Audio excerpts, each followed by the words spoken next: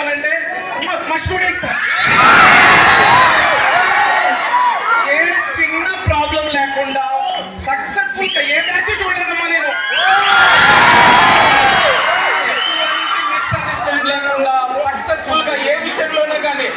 చాలా చాలా చాలా ఫస్ట్ థ్యాంక్స్ నా స్టూడెంట్స్ కి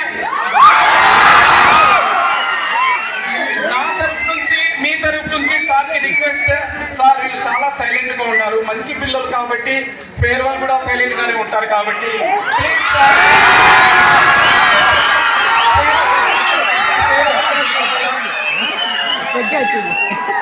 నా ఫస్ట్ థ్యాంక్స్ కాలేజ్ యాజమాన్యానికి నా సెకండ్ థ్యాంక్స్ మన ప్రిన్సిపాల్ గారికి నా థర్డ్ థ్యాంక్స్ ముఖ్య